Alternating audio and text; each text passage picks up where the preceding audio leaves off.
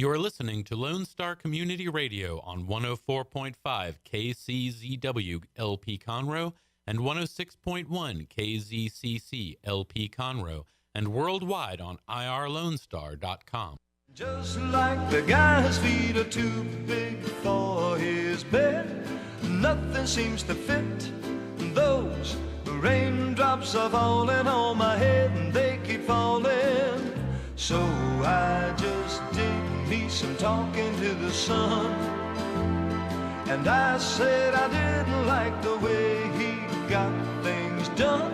He's sleeping on the job, and those raindrops are falling on my head. All right, good morning, Montgomery County. It is Mornings with Lone Star, 9:02, September 26th. It's a Wednesday. Absolutely beautiful day. Not really. Kind of shocking. But thank you for joining us. We're going to be here till 11 o'clock. Today's special guest is Jay Stittleburg, who's running for county judge. So if you have any questions for him, feel free to reach out to us on Facebook. We also have irlonestar.com/MWLS is our show page. All information can be found there. Yeah, we're on Facebook Live, Conroe's FM 104.5, 106.1, and worldwide at irlonestar.com. And today's show brought to you by Conroe Coffee. And Clean Sweep Office Clean, so I'll just spill it. Let's see if they clean it. No, I'm just kidding. And we also have Jay Stittleburg for county judge.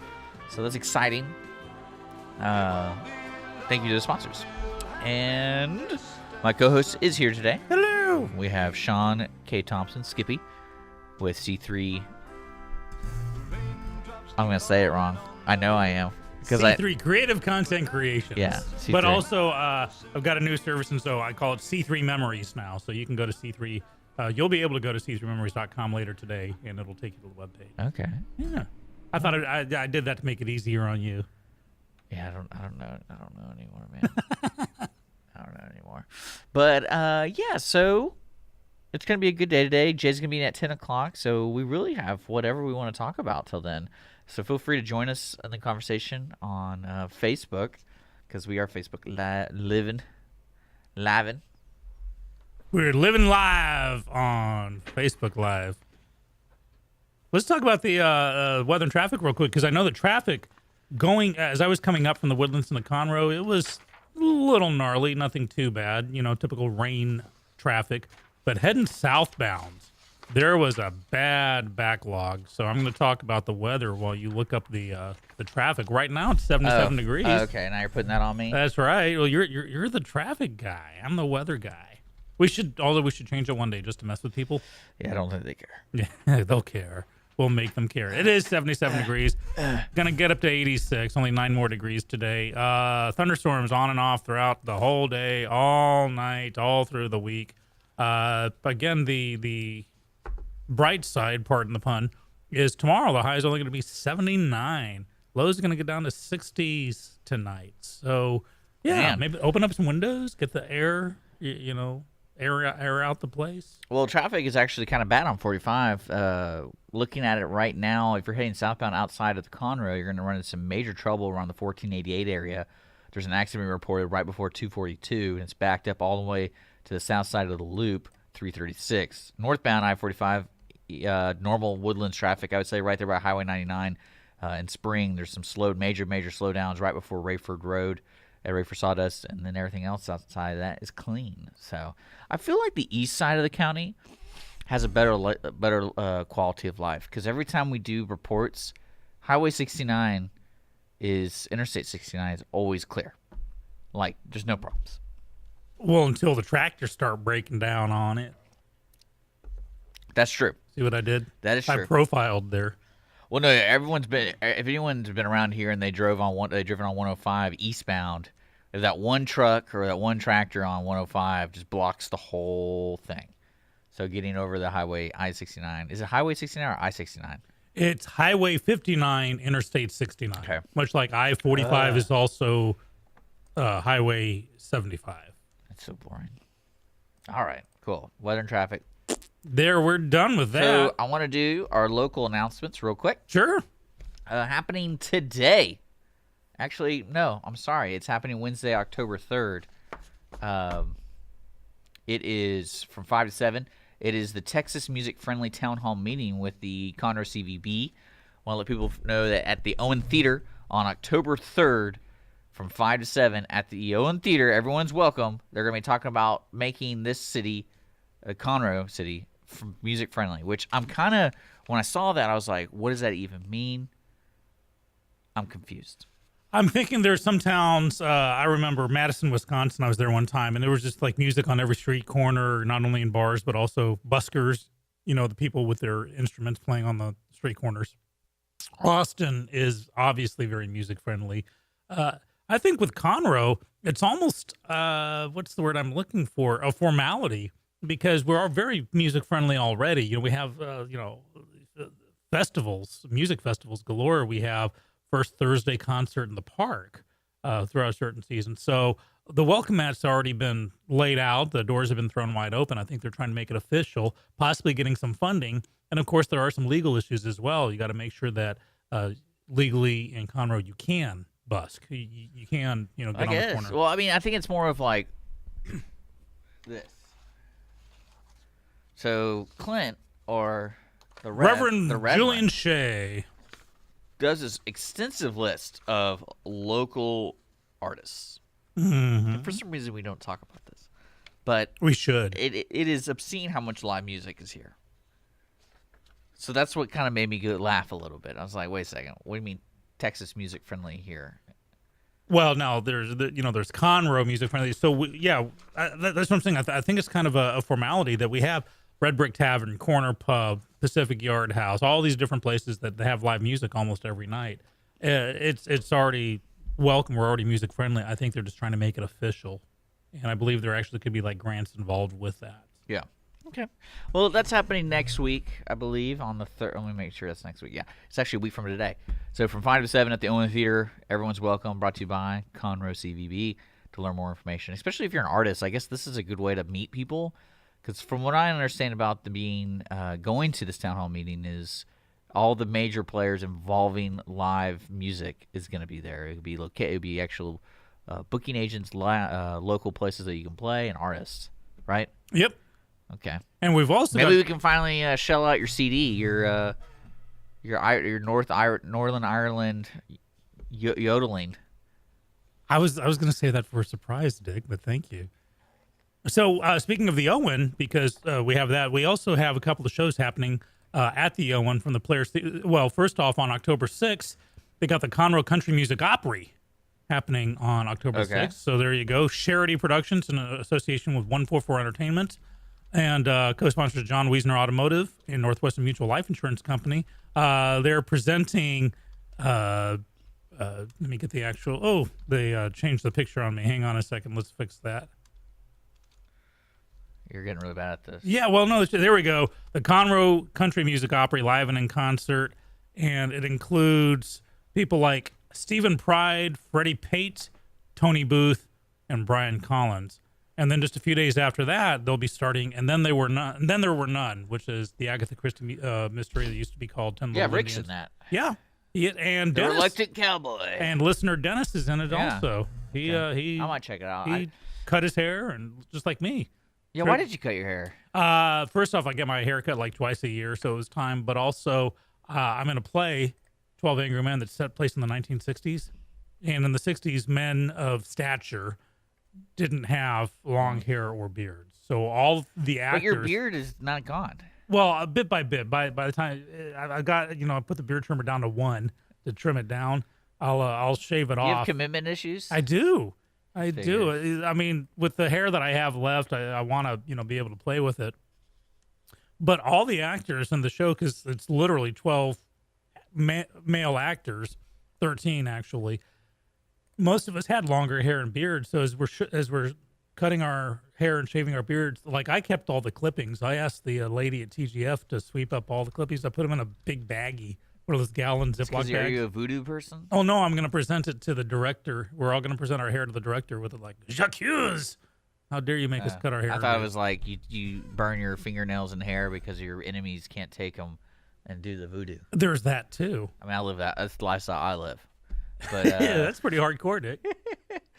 But yeah, so Dennis is listening right now, and he wanted us to discuss Captain Janeway's presentation on Voyager, and he claims that after a while she sounds like Big Bird.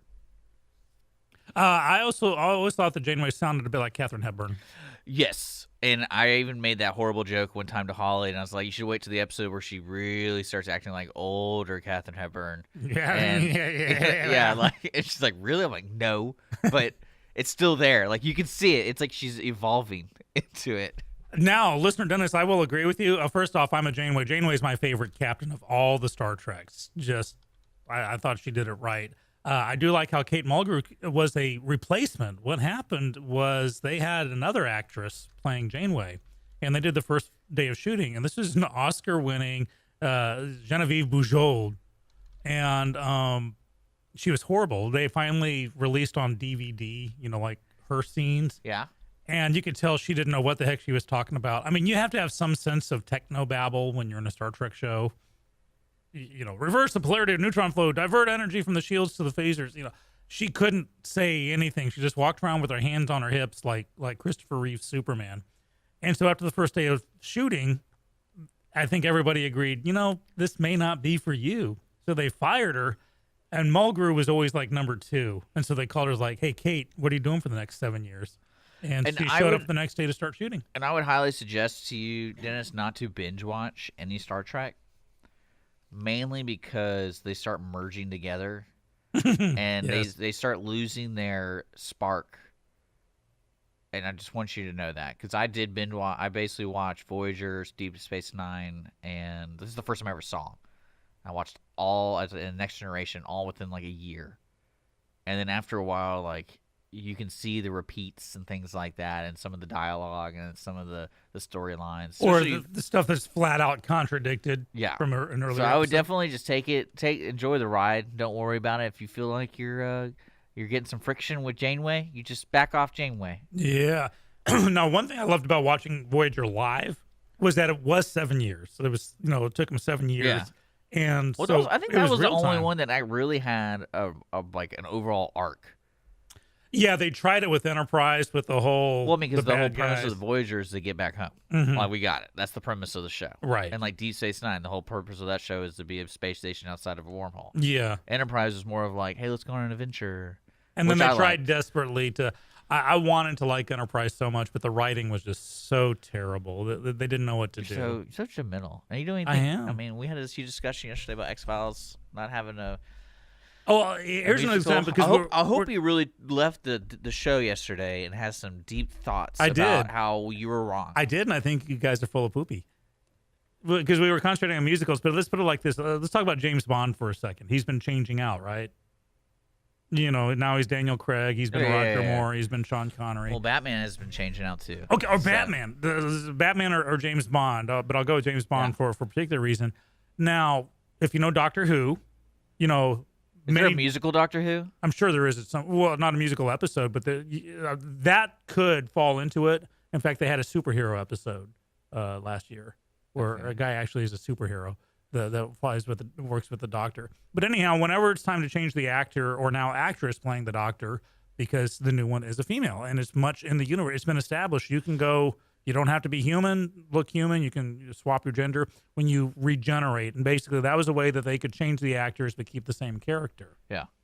So there's this big, your hands start glowing and then orange lights start shooting out and you change, and it's a big thing. Well, what if they decided to do that for James Bond? That he gets shot and he's dying, so he regenerates from Timothy Dalton into Pierce Brosnan. Well, they You could, can't accept that because well, it's not in that what universe. they could do it naturally, and he has a baby, and the baby is the new James Bond. Well, they had a James Bond Jr., actually. It was a cartoon for a while. You could do that. There you go. But I'm kind of vindicated because Or you could Mrs. say- James Bond. You could say MI6 clones James Bond. There you go. But if he's cloned, he'd be the same guy. Yeah, but like they can change some of the features. Then he's not a clone. His DNA. That would be like the twist. Is the whole movie you think it's a completely different person, and it's like his DNA structure adds up to the. I like if people think, well, James Bond's a code name. It can be anybody. No, 007 is the code. But I do feel a little vindicated because Mrs. James Bond herself, Rachel Weisz, who's married, the actress from The Mummy.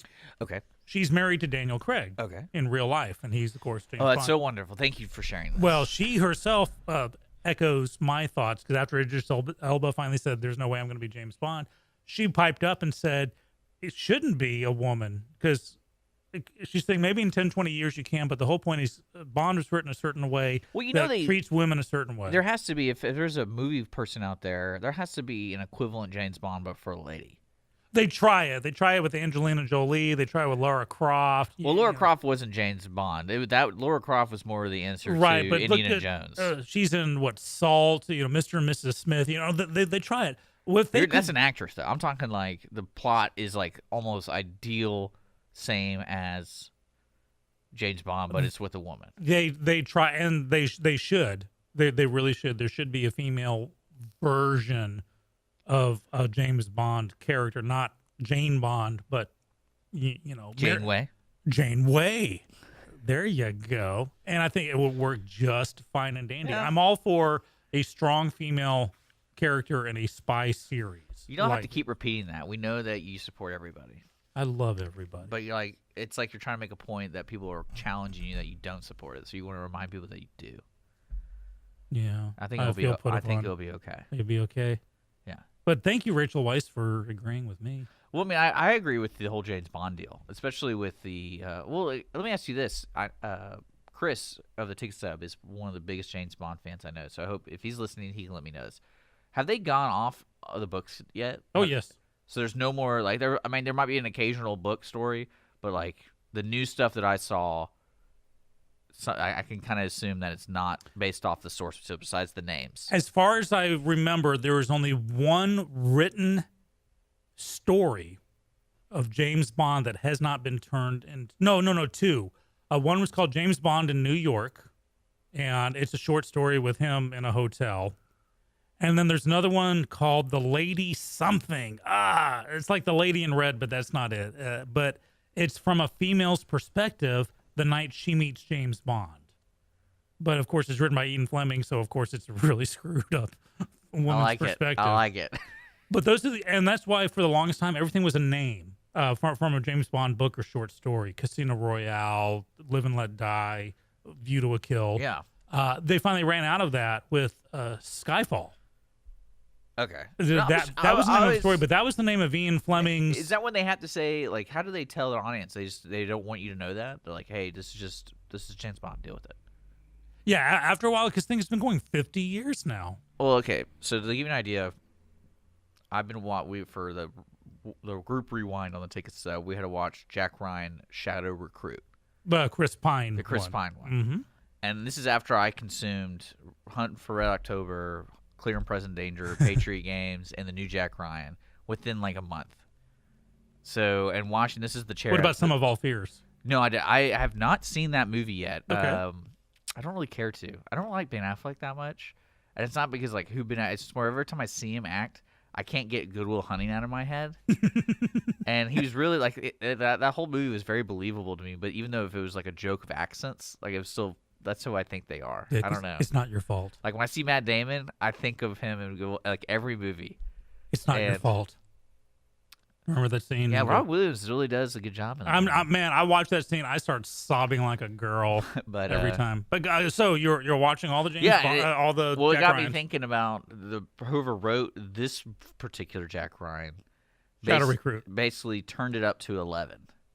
Like every point of view of Jack Ryan, like you know what? Like because probably my favorite scene, and this is like it almost like they don't know who Jack Ryan is Jack Ryan. You can correct me if I'm wrong. Is a person who is into details, he's an analyst. He's not a field agent. He's the one that looks at a lot of data, like satellite images and so stuff. He's on the ball most of the time, and he's always thinking on the next step in the back of his head. So he like puts things together. He's really good at that.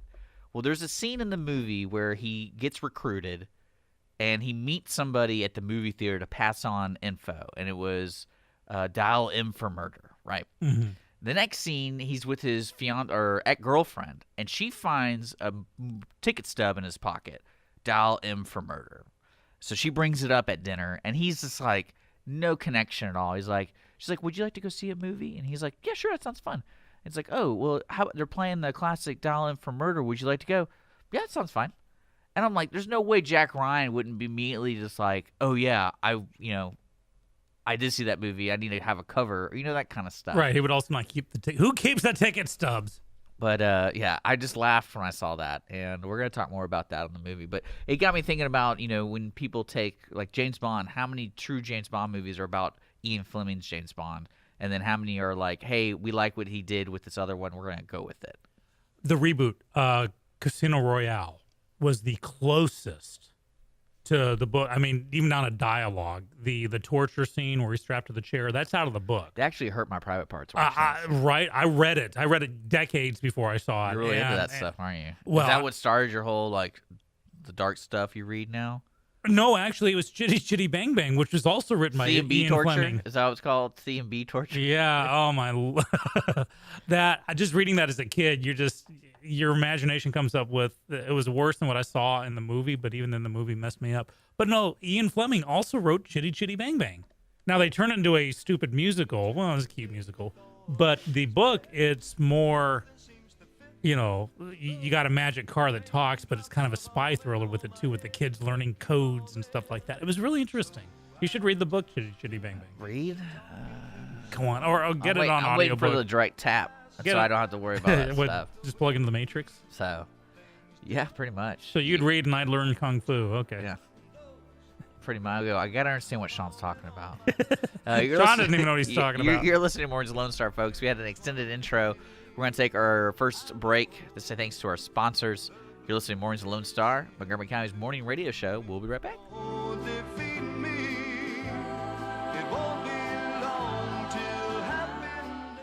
My name is Jay Stittleburg. I'm an Iraq War veteran, Naval Academy graduate, certified project management professional, and I'm running for county judge in Montgomery County. We should have a budget and a strategic plan that reflect the priorities in our county: public safety, flood mitigation, mobility and infrastructure. I will build trust in our county government through transparency and accountability, representing every resident in Montgomery County. I'm Jay Stittleburg, and I'm ready to work for you. Clean Sweep Office Cleaning has been Montgomery County's business cleaning service since 2002, offering professional office cleaning in areas such as restroom, stairwells, elevator, floor care, pretty much every angle of your office. One-time cleaning is available, but you will want these guys back. Offering daily, weekly, monthly scheduled cleanings, Clean Sweep Office Cleaning works around your business needs. Schedule a cleaning today online at cleansweepofficecleaning.com or call 832-689-7996. Clean Sweep Office Cleaning. Take back your time and let us make your office shine. Mornings with Lone Star is sponsored by Clean Sweep Office Cleaning. Conroe Coffee is a local coffee shop located in the heart of downtown Conroe at 206 North Main Street, Conroe, Texas. Between the Crichton Theater and the Owen Theater, Conroe Coffee serves breakfast, lunch, and dinner, along with tasty treats and Italy's favorite coffee. Have your favorite coffee or just have a midday snack be personally delivered to you at any location in downtown Conroe. All you have to do is call 936-CONROE-C or 936-266-7632. We'd like to thank our sponsor at Conroe Coffee for supporting Mornings with Lone Star and Lone Star Community Radio. Don't forget to check them out online at conroecoffee.com. Raindrops keep falling on my head, but that doesn't mean my eyes will soon be turning red. Welcome back, Mornings Lone Star, irlonestar.com. It's 9:26, folks. Thanks for tuning in. Today's show is brought to you by Conroe Coffee, Clean Sweep Office Cleaning, and all that good stuff. Let's not forget today's special guest, Jay Stittleburg for County Judge, who's also a sponsor of the show. Special thanks to him. If you got a question for Jay coming in, we're going to talk. He's running for county judge. We always talk about stuff the county judge does, all that good stuff. You should check out his past, hangouts, because they're pretty. I enjoy them. I learn a lot, and especially about a position that no one really knows. And when they go vote, they're like, they don't really put a lot of input in it. Right. It was unusual. That it was Michelle Obama, I think, is incidental. It could have been Nancy Reagan if she were still alive saying it, but it would just bother me just the same. So it's not a left versus right thing. Okay, good.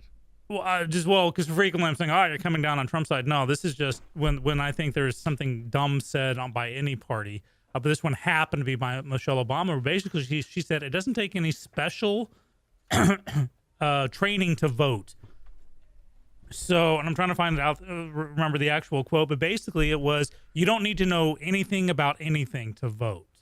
Just get out and vote. Doesn't matter. Just vote. And I got to disagree with that. When I've talked before, your voting's important. Voting's insanely important, but you got to vote smart. You got to know what you're voting Well, I think for. there's a lot of folks, especially those who are in charge, are afraid of doing anything adventurous when it comes to educating voters. Like, to me, I'm thinking, I always try to apply like where things work and where things don't work, and especially in the technology information age. Why is it so hard to do a voting deal where you get basic information about who's running? Well, you get your voter guides in the old days, but unfortunately, that almost immediately became, GOP would put out theirs, DNC would put out theirs. That's what I'm saying. Like, it's not state sponsored.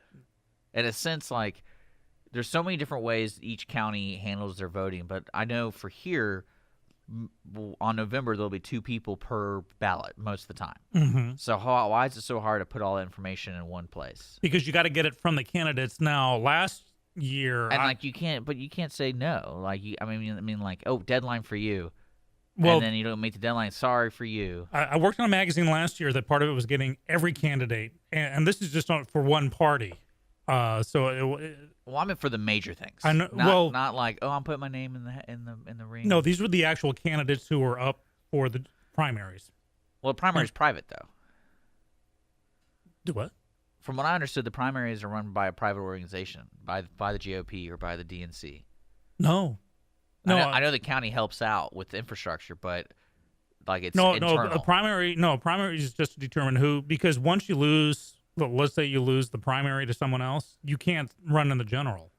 I know, but from what I understood, we can ask Jay this. Yeah, Jay, if you're listening, we're going to be asking. From what I understood, it was a private club putting on this voting thing, and then when the actual day comes for the November election, it was like understood. Hey, I've won the primary in our club. I'm the one that gets to put my name on the ticket. Oh no, that's from the convention where the because like from what I understood, if I lost to you, I can still put my name in, and I can still run as an independent. You can run as an independent, or as a write-in, or you could put yourself as a Republican and you just get kicked out of the club. But you can still put yourself down as a Republican, and then the Republicans say, "No, he's not a Republican." But then it's like, you can't tell me now. Yeah, well, I remember when Trump threw his name in the hat, people thought, wait, no, this dude's a Democrat. Well, that's what I'm saying. Like, from what I understand, the technicality of it, you can do that.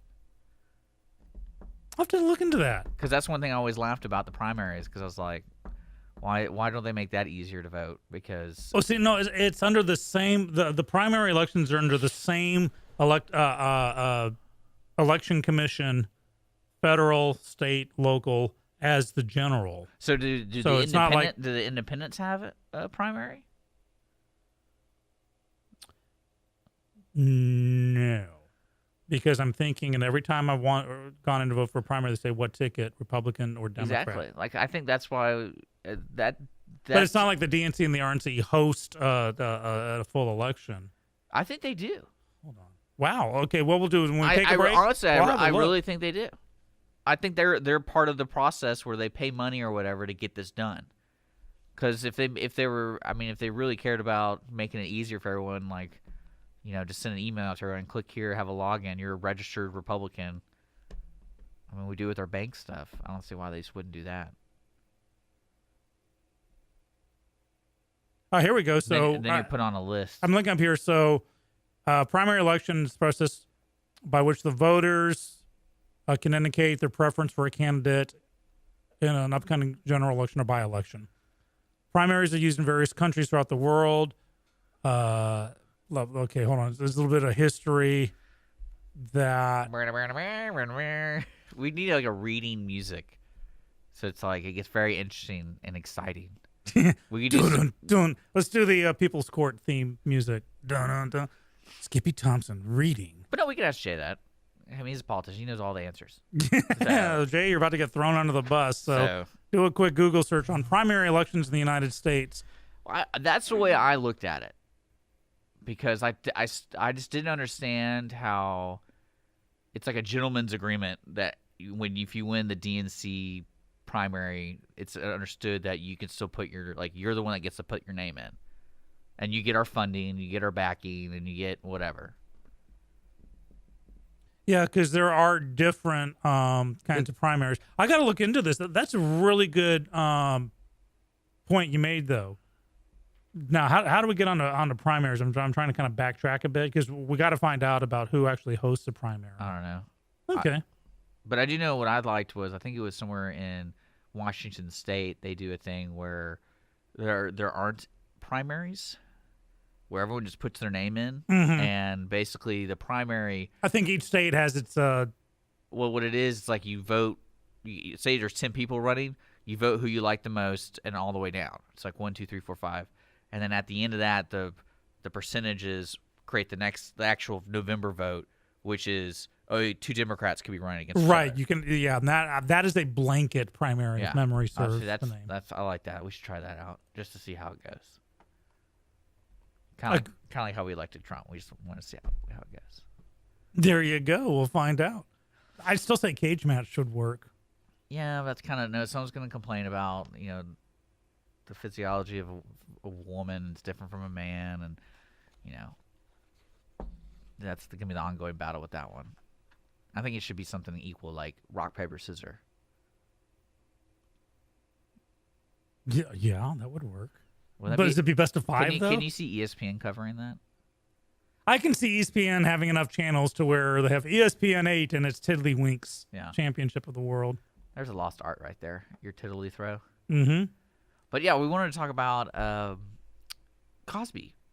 Yeah. He got sentenced 3 to 10, so basically the judge is going to come up with something. No, he's in. Yeah, well, he's in prison. Well, someone needed to say how long he's going. No one just says 3 to 10. So he starts at 3. He starts at, and he's up for parole after 3. I think it's the other way around. I think the assumption is 10 unless you're a good boy. Okay. But yeah, it went right in. I feel like that's the same thing, though. Sentencing hearing, there wasn't turn yourself in afterwards. He went from the courtroom into the pokey. And so Bill Cosby now officially a sexually violent. When do you think Lifetime is going to make the Bill Cosby story? Oh, Lord. Well, it depends who sells the rights. He was gone from the spotlight for a good generation. Yeah, after the Cosby Show, he had another show after that. I can't even remember the name of it. It was a pale. Well, I was reading Reflection. That was it. Reading some people's internet comments about how it all just avalanched at one point for him, because they were talking about how for some force of nature, people protected him for so long, and like one person said that he was a black leader. And so they didn't want to have, he built himself up as a black leader and his morals were pure and all, presentation-wise. And so they said, that protected him from certain groups. But then a lot of people say, the reason it avalanched was this comedian said something in one of his sets basically saying, did y'all not know this? How did y'all not know this? He's a rapist. And then someone took that clip, and at the time Bill Cosby was doing some contest, and someone made a mixtape of that. Oh no! And then that got more people to see it. That's all it takes. And but years later, can you tell me why it took so long? Do you know? I'm talking about you, your research, you're listening to folks and all that kind of thing. Because it can't be denied, and this is where kind of a breakdown's happening with Kavanaugh and stuff like that. For decades, women have been subjected to.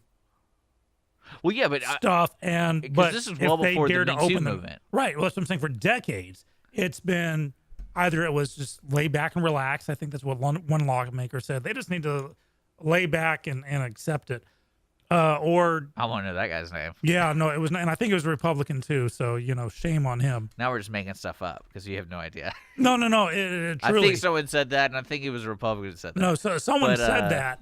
But I do believe it was Republican. Well, no, I meant more of because clearly when the sentencing happened the other day, how long did that whole process take? Not long, because it was the judge that sped Gave it it. up. Well, I meant more. It's just kind of weird to me that all of a sudden it just avalanched on him because it was something like 20+ people that he And he unfortunately, abused. a vast majority of them were outside of the Well, no, I statute get of that, but I limitations. meant like all of a sudden. Yeah, because all it takes is one person speaking up. But now here's the thing: it's that can go either way. One person can speak up and mean it, and that's why people believe Well, that's why that Tiger Spacey Woods, and Weinstein. that Tiger Woods thing got so blown out because there was so many, and it was all suspicious people. But the wife didn't care. She didn't she like break something like using one of his golf clubs? Yeah, Wasn't that like an actual scene? yeah. By the way, it was Clayton Williams who ran for governor of Republican Texas. Rape is kind of like the weather. If it's inevitable, relax and enjoy it. I don't believe that. I Why would swear anyone it's say true. that? I swear it's I true. think that's one thing I love about people when they do. Like my favorite recent one was that superintendent talking about Deshaun Watson. Black quarterback. Yeah, and he's like, my favorite thing is when it first happened, he goes, "Oh, that was supposed to be a private message," but he like posted on Facebook, or whatever social media, but he intended to send it privately. I'm like, does that make it okay? Well, in what sense? Well, I mean, you could say it taken out of context, but No, even if he meant it. I mean, to me, that's kind of a horrible thing to say. Well, okay, so it's a horrible thing to say. So it's a dead baby joke. So it was laughing at a That's funeral. true. I mean, I give that to you. There's improper and ill-advised, But but is it criminal? Well, I mean, he didn't say it was a joke. Wouldn't that be your first thing? Like, the context isn't understood here. It was a thing with a peer of mine, and we've been having this ongoing joke about that silliness. But no, he just said, "Oh, I just wanted it to be a private message. Sorry." I don't even think someone should be forced to say that was supposed to defend it. If you have a thought, Yeah. unless you act on it, you can voice an opinion or have a thought, Horrible. and it can run contrary to everything. Yeah, you think, but if it's not criminal, you can't get. I think if you have a thought, though, you have to be open to being judged for that thought. Sure, be judged, but don't be criminally prosecuted for it. So I don't think he's being criminally. I think he just got fired or he resigned. So really, he just did everything on himself. Well, if everyone who has an improper said something improper gets fired for it, we would have 100% unemployment rate right now. Yeah. Well, good thing I run the radio station. You're listening to Lone Star Community Radio, broadcasting live from the LSCR studios downtown Conroe, Texas, folks. Facebook Live, all that good stuff. Talking about whatever till 10 o'clock, till Jay gets in, who's running for a county judge, folks. So stick around for that. We got a lot going on. It is 9:40 right now. We're taking our sponsor break, so say a special thanks to those folks. My eyes will soon be turning red. The cry is not. My name is Jay Stittleburg. I'm an Iraq War veteran, Naval Academy graduate, certified project management professional, and I'm running for county judge in Montgomery County. We should have a budget and a strategic plan that reflect the priorities in our county: public safety, flood mitigation, mobility and infrastructure. I will build trust in our county government through transparency and accountability, representing every resident in Montgomery County. I'm Jay Stittleburg, and I'm ready to work for you. Clean Sweep Office Cleaning has been Montgomery County's business cleaning service since 2002, offering professional office cleaning in areas such as restroom, stairwells, elevator, floor care, pretty much every angle of your office. One-time cleaning is available, but you will want these guys back. Offering daily, weekly, monthly scheduled cleanings, Clean Sweep Office Cleaning works around your business needs. Schedule a cleaning today online at cleansweepofficecleaning.com or call 832-689-7996. Clean Sweep Office Cleaning. Take back your time and let us make your office shine. Mornings with Lone Star is sponsored by Clean Sweep Office Cleaning. Conroe Coffee is a local coffee shop located in the heart of downtown Conroe at 206 North Main Street, Conroe, Texas. Between the Crichton Theater and the Owen Theater, Conroe Coffee serves breakfast, lunch, and dinner, along with tasty treats and Italy's favorite coffee. Have your favorite coffee or just have a midday snack be personally delivered to you at any location in downtown Conroe. All you have to do is call 936-CONROE-C or 936-266-7632. We'd like to thank our sponsor at Conroe Coffee for supporting Mornings with Lone Star and Lone Star Community Radio. Don't forget to check them out online at conroecoffee.com. Me some talking to the sun. And I said, Hello, welcome back. The Morning's Lone Star, Dick and Skippy, 9:43 on the dot. Here in the studio, it's kind of a funky combination of overcast and sunshiny out there, but there will be rains coming, so bring your brollies. I do encourage you. We got Jay Stittleburg coming in at 10 o'clock. We're gonna couple minutes. Apparently, Dick's gonna throw him under the bus, asking him questions about what now? What was the topic? About Okay, we forgot we were going to throw him under the bus. the primaries. Oh yeah. Who runs a primary? Yeah. There we go. Let me jot that down so we don't forget. Yeah. Well, hey, I wanted to ask you this because we always kind of make comments about stupid decisions and everything. I was reading this deal about Dunkin' Donuts dropping donuts from their whole branding thing called Dunkin' with the apostrophe. So they'll just be Dunkin'. And I like how that's where they probably sat at a table. Let's think of a name. Dunkin'. But I read that and I go, oh, this is an IHOP thing. International House of Burgers. Right. We fell for it. You and I went to go do it. We fell for it. We and absolutely then they did. changed it back. But this seemed a little bit more serious. So they want to be known as a company that sells beverages that also include donuts. They don't want to be known as a person who sells donuts but also sells beverages. Okay.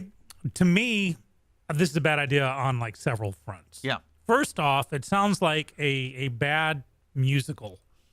Man, you in this musicals. Well, I'm telling you, take anything normal, cut a title of something, cut it in half, add an exclamation point, and you've got a musical version of it. Like if you had Old Yeller, just make it Yeller with an exclamation point, and you got a musical version of Old Yeller. If you had Dunkin' Donuts, you cut out, just make it Dunkin', add an exclamation point. You got yourself a donut musical. So that's number one. Number two, Dunkin', Dunkin' what? Because if they're keeping the apostrophe, the implication is that this is a verb. What are you doing? You're dunking what? So there's no noun to go with the verb. Well, number three, there's only who's the other major donut provider in the world? Shipley's. No, that's just here. Okay. Even if so goes. I would say Krispy Kreme probably has a lot more. Krispy Kreme. That's what I'm saying. There are very few. There are a lot of beverage companies out there. What are they trying to do? Are they trying to be the new Starbucks? Because you got a lot of beverage companies, but not a lot of donut companies, especially national ones, to compete with. So now you're throwing yourself to be one of many beverage, smoothie or coffee or whatever. You can get those a dime a dozen already. So I think it's bad on that front. Because then it goes just beyond the name. I mean, IHOB, for that couple of weeks they were IHOB, they had the same name, the same branding, the same menus, the same kitchens. You change it from a donut place to a beverage place, everything's got to change on the inside. Huh. I don't know. Huh. Very interesting. Dunkin'. Yeah, I don't really get that. We be Dunkin', and just Dunkin' what? Especially this offends me. Well, especially with the long-terming branding and stuff. Like you've been Dunkin' Donuts, and that's always been what it has been. Unless there was some change where I was born, it was considered something else. Now, sometimes a business changes. AT&T for a long time was American Telephone and Telegraph. KFC, another great example. KFC they changed it from Kentucky Fried Chicken because they didn't want to be considered just fried chicken because fried was bad. So that prompted it to KFC. Plus, everyone already called it KFC. Hey, I'm going to KFC for dinner. What do you want? So it was a natural evolution. No one says, hey, pick me up a cup of coffee from Dunkin'. Dunkin' what? So they should have called us. We could have told them this was a bad idea and saved them a lot of money. To me. I guess I just don't like change, man. Get off my lawn. Don't change the name of Dunkin' Donuts. Welcome to my world, Dick. Speaking of change, West Virginia has now made it that you can legally vote on your smartphone. Well, good. Interesting. Time. Well, what about hacking? I mean, someone just taking your phone. The kids. I have a whole thing about it's funny that everyone's talking about people meddling in elections. Like, there's so many points of way to meddle in an election. It's insane. But now all of a sudden it's a big issue because we don't like our current president. Voting on your phone, my philosophy is the safety of illusion, or illusion of safety. Okay. And privacy. So if I feel confident enough that a bank can handle my money, but then again, this is the counter to that. So if a bank can handle my money and they can make an app where I can take a picture and to make my deposits from my phone, why can't we vote? And the counter to that in my mind is there's only, you could say this in a number perspective, is there's so many people right now trying to hack into, say, whatever they want to hack into. If you make it available on an electronic device, that percentage is going to go way up because of how important it is to people want to hack into your voting stuff. Right. So that's the only fear I have. So to me, if we do that, we better put a lot more money and resources in building a very secure way of doing it, which is a no-brainer. But also we're faced with the reaction to it is there's going to be a lot more people who are a lot smarter than most people, because, the ongoing joke with technology is the hacker's always getting hired. So it's like that. So I mean, the best hackers in the world work for the NSA now. So the way I look at it is, if there is meddling in the election, at least we'll have proof, because it's in the hacking. But what if the organization that's now in charge of the voting is the one that wants to affect the outcome? Well, I mean, I don't doubt there's some conspiracy theories, and I mean, no, we already have electronic voting. I go and I spin the thing. I'm old school. I'm checking the box and folding the paper and slipping in the ballot box. I remember those days, and where it would take a long time to get votes counted, because you could demand a recount. There was no way it could be hacked unless someone, now of course ballot boxes would go missing, or you'd have dead people voting.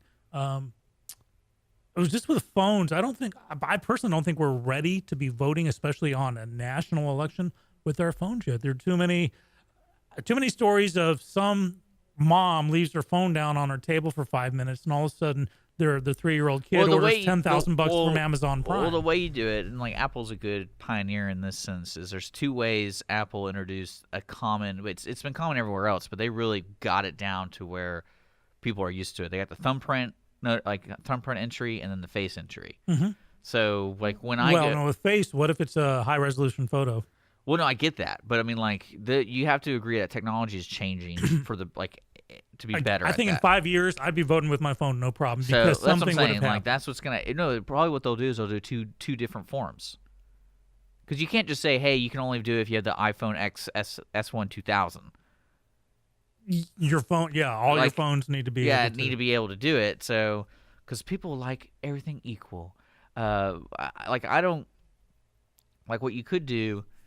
Like, to solve the issue now, and this is going off current technology and stuff like that. What you could do is, if you have a smart device, you're still required to go on location somewhere, but it could be a certain, like a government location. So if you go to the post office, you go to the post office and vote. And so you get on, and then your Wi-Fi, like, you go there with your phone, you click on it, idea. And then you go. You know how, like, when you go to hotels and when you go to the websites, it goes, "Oh, you're at the Marriott.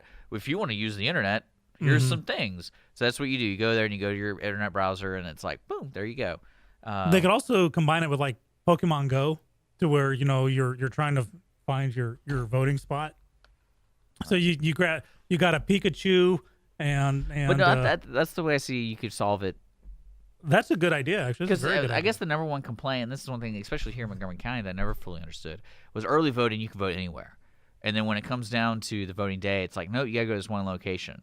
You think it would be the other way around, but I guess it's just resource, because clearly we don't understand the whole process of like what it takes to put that all together, because we have a lot of questions. We have a lot of questions. But yeah, that's the way I see how we could do it today. And then when technology gets to that point where everyone has a thumb scanning thing on it, and then you have the face, and then you have a passcode. Yeah. Well, that would now the issue with taking your phone to a proper location is that it kind of takes away from the whole, one of the reasons people want to vote with their phone, it's, well, gerrymandering or that, these people can't get to the voting places, and so Well, I wouldn't say exclusive to your phone. It's just a way to do it. agreed. It's just a way to do it. I think in about 3 to 5 years we'll be ready for it. Yeah.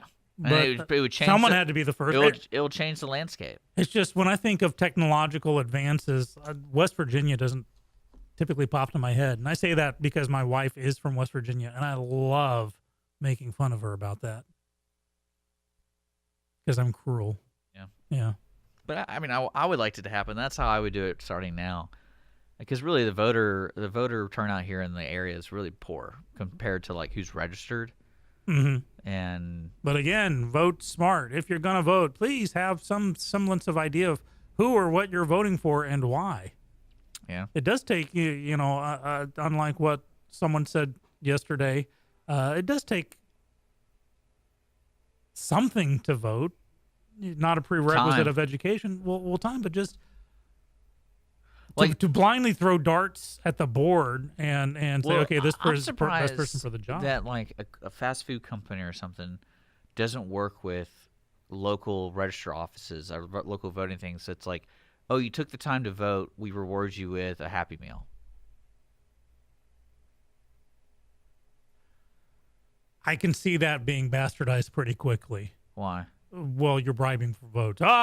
We got proof because McDonald's gives money to Well, no, RNC or DNC, whatever, that they're telling you if you vote Republican or vote well, no, Democrat. it just says the campaign would be just vote. Isn't the sticker enough for you? The little I voted sticker that you wear. Well, I mean, a all day lot of long? people try to say, oh, it's taking away hours that I could be working, or, how am I going to pay for it? I'm like, well, here, you get a little snack. There you go. Plus, we get some publicity. If there's a long line at the polling station, just have like the old cigarette girls, where they're walking up and down with, or like the concessionaires. Well, no, you could be Chick-fil-A, and it's like, oh, you're already used to long lines? What about the peanut throwing guy at the ballpark? What about him? He just walks up and down the line and throws you peanuts if you're. Well, I've actually never been in a long line when I voted. I don't know what it is. The last long line I was in, and I was in the line for like 2 hours. Unfortunately, polls don't close. It was Reagan, 1984. That's weird. That was my first presidential election I voted in, and I was in line in Richmond, Rosenberg area for 2.5 hours, so I could vote that day. But you're right. I think that's the last time I was actually. Okay, I've in never had an line. issue. Never had an issue. See how easy it is to vote, people. So register. Only issue I ever had is like I got mad at me because I had my phone in my hand. Can't do it.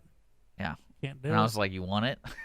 Like, what? I'm just going over here, dude. That's like telling the cop that pulled you over. Whoa, is there not any real crime going on there, officer? Well, I mean, it was just more I had like my wallet and my phone in my hand. Oh, okay. And then I was like, all right, here, so I set it down, whatever. There you go. Well, it is 9:56. How about we take a break?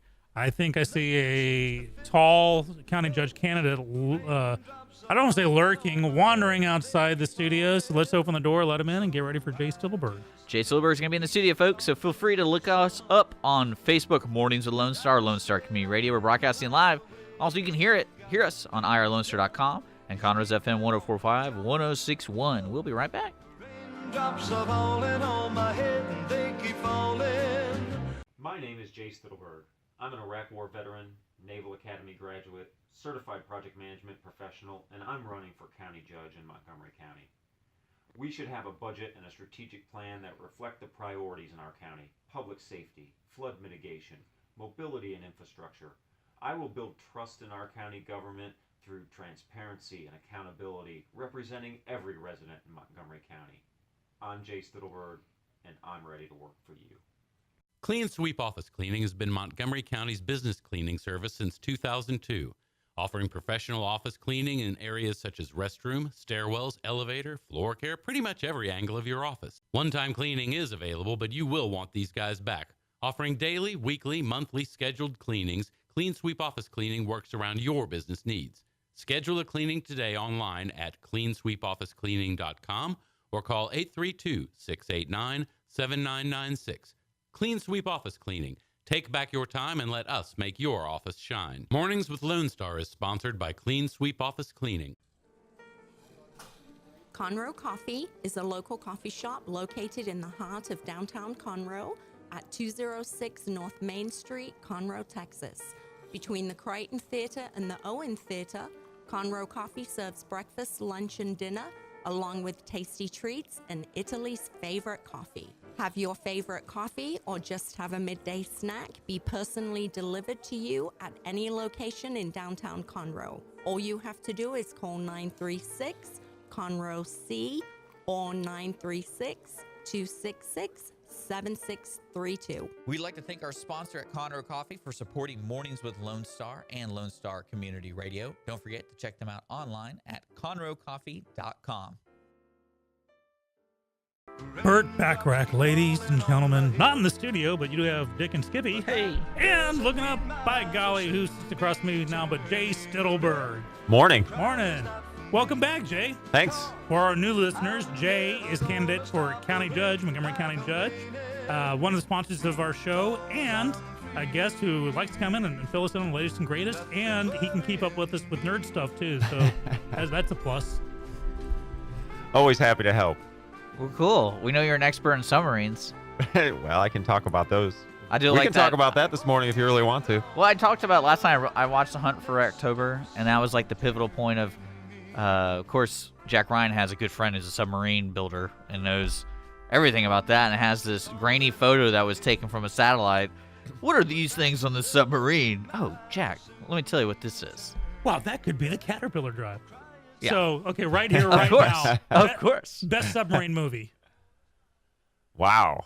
I like that You gotta have this German movie, that Das Boot. Das Boot? That was really intense. Especially the long version. Well, yeah. Like 8 hours of movie. And you know that Wolfgang Peterson, the director, did not let them go outside. He shot it chronologically, and he actually kept them indoors for months, so they'd get pastier and pastier as it progressed. You know, the day they wrapped. Oh, actually, let me ask you something. I got to ask you I this. thought U571 was good. a really good movie. Is that the one with Bon Jovi in it? Yes. Okay. That's not why I thought it was a good movie. Oh, by the no, way. no. I'm just, you know. I know that K-19, All right. the Widowmaker, was bad. No, So Gray Lady Down was awesome. You served in the Navy, right? I did. Okay, good. Because the submarine's Navy, right? Good job, Dick. I'm trying to keep up. You got one right today. So when you went and like you're in the room and it's like, "Welcome to the Navy. What do you want to do?" And you're like, "Oh, submarine. That sounds great." Did they ever say, "Hey, this is what happens when you got to get out of the submarine"? Do they ever tell you like how to properly? It's kind of like when you know the escape hatch on an airplane when you're up in the air. It's Right. like, really, what's this gonna do for me? I'm up in the air, 10,000 feet. I'm gonna fall down. Like they ever just say, "Hey, just to let you know, you're kind of screwed." They say that at all? Like I imagine there was some protocol. It's like, hey, if there's ever like you're underwater and there's a real issue, you're not gonna make it. Yeah, no, they don't tell you that. But it's understood. But it's understood, right? Like, did you? So To me, let it takes a lot of cojones to sign up. So for that. let me tell you how this worked for me, Okay. because I enlisted in the Navy first. I enlisted in the Navy when I was 18. Okay. And I graduated from high school early. I graduated in January instead of May. And I worked at Taco Bell, of all places. Okay. And in December of my graduation year, which is 1991, Okay. I came home and my grandmother said the Navy recruiter called you because I filled out one of those cards in high school. Well, I guess it took a year and a half for them to get around to calling me. But they did. So I went down to the recruiting office and, I went in there and I said, quite honestly, I want to do something with aviation because I love airplanes. And they said, well, you got to take this test, which was a 50-question test. You had 30 minutes, and it was literally a test of, all multiple choice, 2 + 2 = A, B, C, D. Which one of these is a circle? Literally, that's what this test was. And I kind of so anyway. You gotta ask the question. So I took the test, and after I got done with the test, the recruiter goes, "Oh my God, you're a genius!" And right there, I knew I should have. I know circles. I should have known I was in trouble. But the truth is, what they did is they convinced me to go into the Naval Nuclear Power Program, and unfortunately, I will say they used some shady tactics because they were like, "How would you like to own a Corvette?" Because Navy nukes, certainly at the time I went in, were one of the highest paid parts of the military to go into submarines. So they used this on me as an 18-year-old, kid, and I'm like, yeah, man, that sounds How really would good. you like to glow in the dark? So, and the reality is, recruiters get bonuses when they put people in the Naval Nuclear Power Program. So they don't tell you that, but that's exactly what he was trying to convince me to do. And as many times as I said, does that have anything to do with airplanes? They kept referring me to the nuclear power program. So, but no, they don't tell you that. But they don't say anything along the lines of like, all right, in this situation where the back of the boat gets hit or has a problem, you got to move to the front of the boat, and this is the hatch. There's only one hatch. Well, No, proper there's more than exit one I know, hatch. but I mean, like, I kind of wanted to understand because you know they sat there when they're writing the manual or whatever the procedures. It's like, hey, are we ever gonna say like, in the nicest way possible, hold your breath? Like, The answer's no. no. Well, here's the thing. Right. When you have the Okay, I was just specialized curious. service people like submariners or aviators, there's a mindset that goes with it. For someone to willingly go into a steel tube for months on end, knowing that just, one weakened bolt and you're crunched to the size of a BB, that takes a special mindset. If an aviator, they're cocky jocks for a reason because they can pull G forces. They're like trumpet players. The egos are huge. So no, Yes. that's why I know my exit procedure on a submarine would be running over the bodies of every man and woman in front of me to reach that ladder, and everyone else be damned. But that's why I'm not on a submarine. I was just thinking about that because I was like, they got At least I'm honest about it. Something. Well, and I will tell you though, the truth is it's in the bigger flick of things, it's a serious business, and we obviously pay attention to the other militaries around the world that have submarines, and certainly we paid attention to the Soviet Union or Russia. They're not our biggest threat anymore, but when the Kursk, I don't know if you guys remember when the Kursk sank. Mm-hmm. The fascinating details of that were we offered to help. We have rescue submarines, so we could have tried to help them, and the Russians declined our help. They actually denied that it sank for a while. But the funny part, I say funny, it's not funny, but the interesting part of it is if you'd actually stood that Kursk up on end, half of that submarine would have stuck out of the water because it only sank in about 200 feet of water, and those submarines are about 400 feet long. But everybody died, and it's unfortunate, right? Most of them suffocated, and the others, unfortunately, were killed instantly. The way it works with an explosion on a submarine when everything's sealed up. So, it's serious business, and we know that when we get into it. Oh yeah, so, of course. Because there's like I know the Army and when I say Army, I mean like the service. They're very serious about like writing everything out. And we're very disciplined. Yes. So I'm like, I wonder if they ever got to that moment. It's like, what do we tell these people? And like, well, let's just ignore it. Let's just not write anything down, and just because they're not all idiots. They're on a submarine. They know what it is. Kind of like when you get an airplane, but in an airplane they at least say, hey, there's a parachute under your seat or something like that. But there's only one. There's 5 of y'all. So Well, we had in my day we had what was called stanky hoods. okay. All right, and so if we had to do an emergency escape, what you did is you went into the escape hatch. Okay, so there is an escape hatch. Yes, Yeah, there okay. are I escape don't know hatches. anything about submarines. Everybody's So- loading to the torpedo tubes. You go into the escape hatch, and you close the bottom of the escape hatch, and there may be 10 of you in there, and then we would flood the escape hatch. We put this hood on, which has a limited air supply, oxygen supply in it. So we'd fill up the escape hatch with water, and then we equalize it with sea pressure for whatever depth we're at. Then we open the upper hatch, and then these stanky hoods, we'd activate, the oxygen. And basically what they teach us to do is it's kind of like Santa Claus, I guess. You go ho, ho, ho, ho, because the air is expanding in your lungs. And in order to make sure you don't die, you just keep saying ho, ho, ho, ho, ho, because it takes you to the surface. So you just let it go. That's so, incredible. So that's how it actually works if we had to do it. No, I never had to do it. Okay. Thank God. But, Well, no, again, see, that's what I was looking for. I was like, you think there's got to be something where it's like, this is how you get out, guys.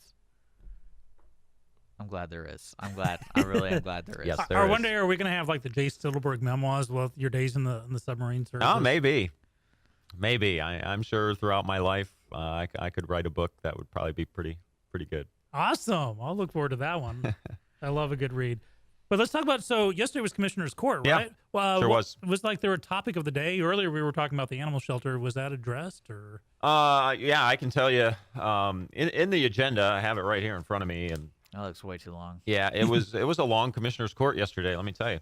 Do you think maybe people trying to get ducks in a row before the elections happen? Well, I think that a lot of it was just county business and doing some proclamations, and so I didn't see anything necessarily getting things in order. Okay. I mean, to me, it was just normal business, quite frankly. But I had to leave, unfortunately, and at 12:30 they were still in executive session. Wow. So When they do that, is it just kind of like, oh, hey, we're going to take a quick break. You guys stay here, and then they could be like all day. And then they come back out. Executive session means they leave, right? that is correct. they go and they're it's like- their closed door session, And then they come back out. This is like Mhm. mid-meeting.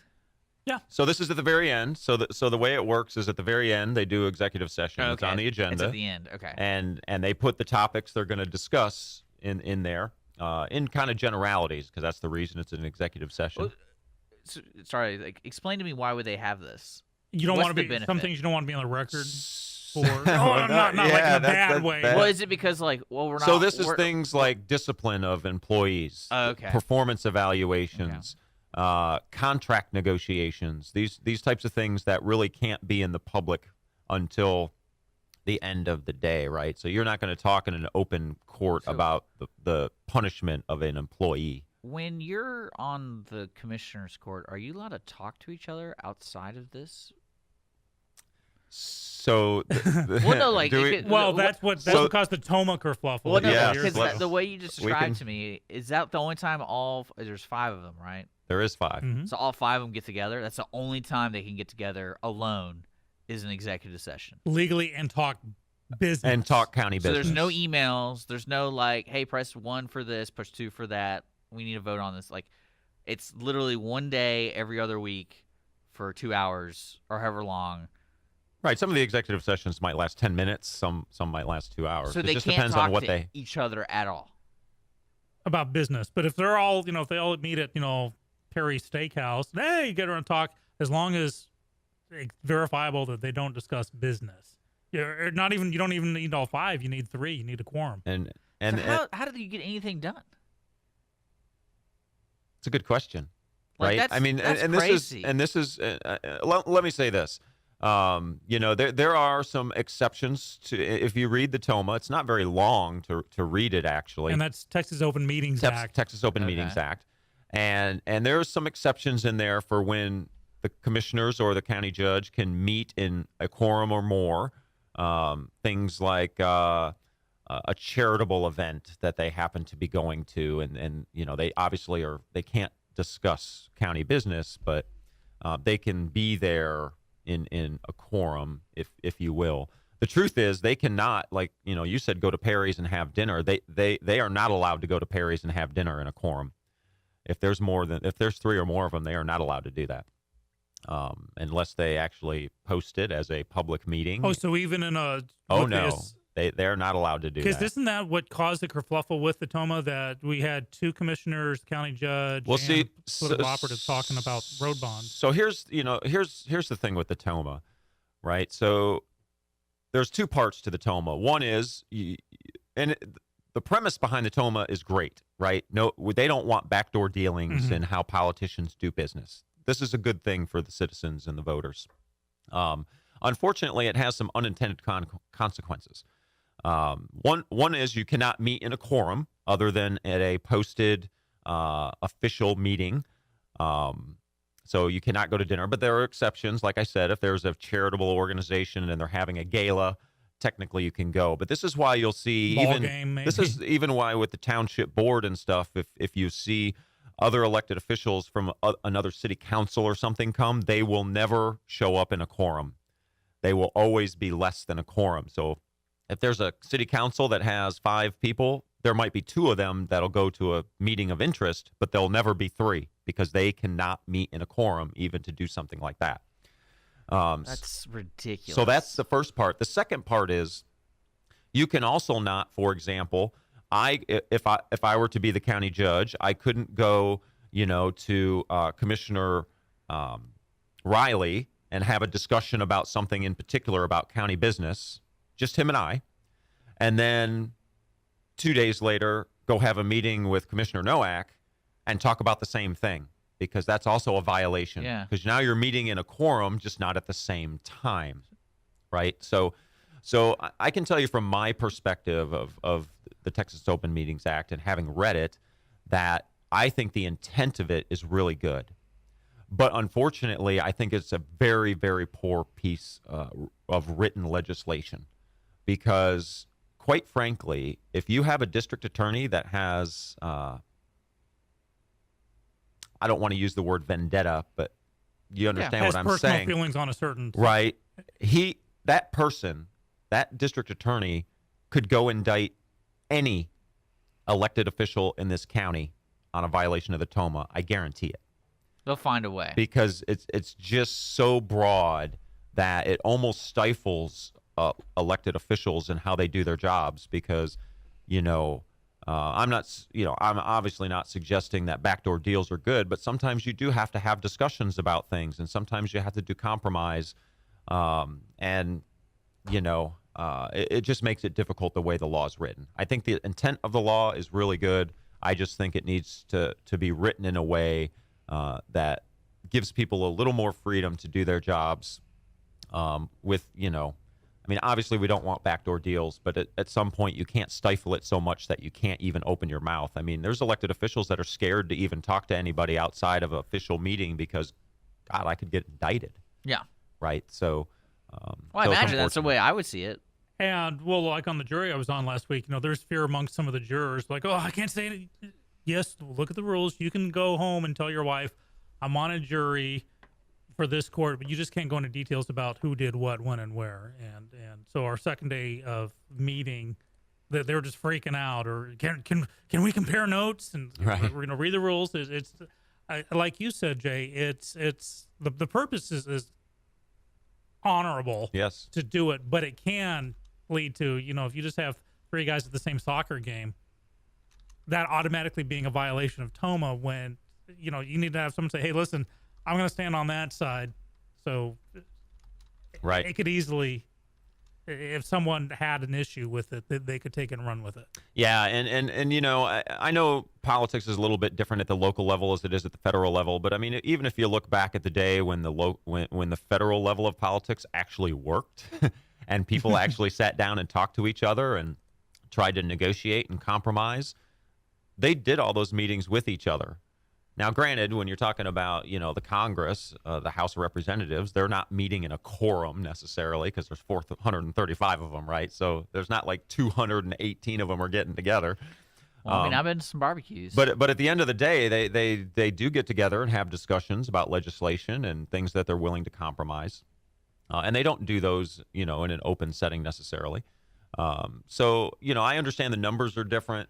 But we got to find a good way that we can hash out the law to make it make sense, that it meets the intent of what the law is supposed to be, but also allows elected officials to have discussions and be able to sit and negotiate, without this fear or cloud hanging over their head that, oh my God, if I open my mouth, I'm going to get indicted here over something that you don't need to be indicted over, yeah. right? So, well, especially with the lifestyle of like the only time you really work is on a Tuesday, that you're required to be there and do these things, and then outside that you kind of manage your own time. But then again, what happens if one person goes on vacation? And a commissioner's court can meet with 4 people. Well, I know, but have to have 5 people. It didn't seem as effective because you're missing a voice. Yeah. In the equation. Because technically they sure. represent an area of the county, and if my guy goes on vacation for 2 weeks, he's going to miss a meeting, and then he doesn't represent the people. Well, and it just depends on what the agenda items are on Jay, for the commissioner's court agenda. Them. He's not representing them. Right. Okay? So he can do the. It's a golden opportunity for everyone behind to work on their own personal agendas and railroad the. No, man I need to sell the iPad robot.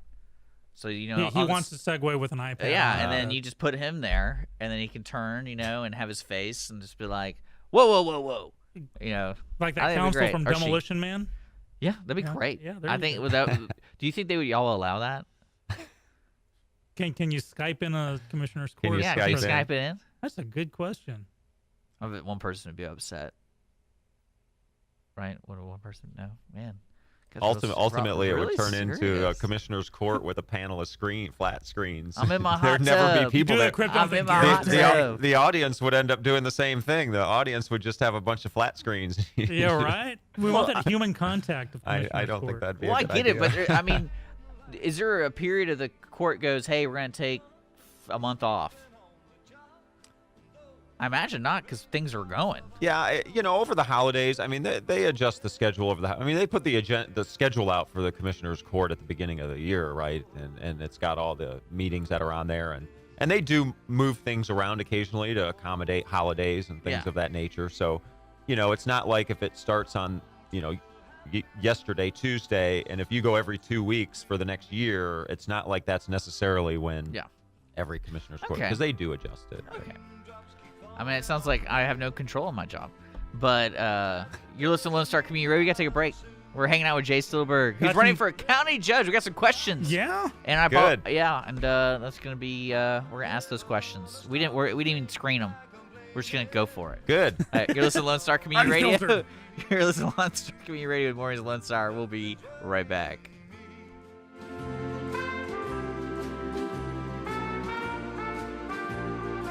You are listening to Lone Star Community Radio on 104.5 KCZW LP Conroe and 106.1 KZCC LP Conroe and worldwide on irlonestar.com. Business office cleaning is available in the Montgomery County area from Clean Sweep Office Cleaning, with scheduled cleaning services such as floor care, window care, trash collection, restroom disinfection, and stair and elevator cleaning.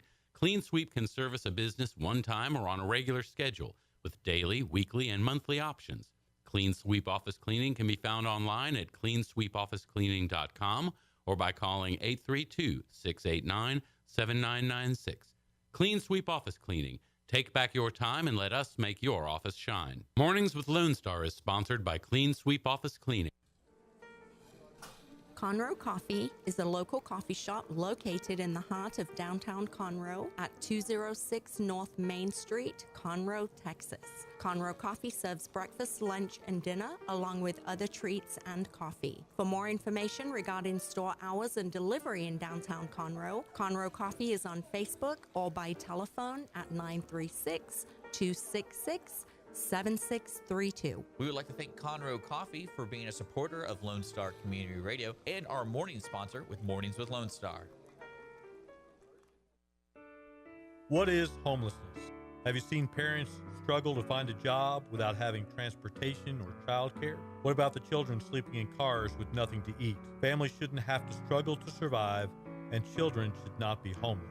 Family Promise of Montgomery County serves the needs of homeless families and their children. Learn about ways you can help and learn about partnership opportunities at www.familypromiseofmc.org or call our day center at 936-441-8778. Don't forget to download the Lone Star Community Radio app for your Google Play or Apple Store. Bring Montgomery County's community radio with you anywhere with your smartphone or tablet. If you are in the Conroe area, tune in on FM. That is Conroe's FM 104.5, 106.1.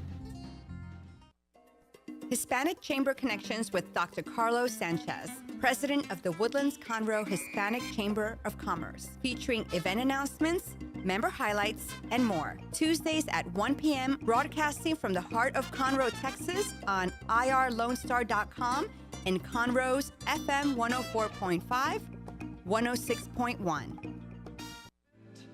Those raindrops are falling on my head and they keep falling. So I just did me some talking to the sun. And I said I didn't like the way he got things done. He's sleeping on the job. And those raindrops are falling on my head and they keep falling. But there's one thing. Welcome back, Mornings Lone Star, broadcasting live. Talking body doubles. Yeah, it's a real deal. It's a real deal. And we are broadcasting live from downtown Conroe, Texas on Facebook Live. Check us out on Mornings Lone Star. And also Lone Star Community Radio's Facebook page, or Conroe's FM 104.5, 106.1, and worldwide. Listen on our app, Lone Star Internet Radio, or irlonestar.com. We're sitting here with Jay Stittleburg, who's running for county judge. And we were talking, the commissioner court meeting is always usually on every other Tuesday. And it's crazy to me that they only meet in person for a couple hours alone. Even though that sounds like, they should be doing backdoor dealings, but it's like...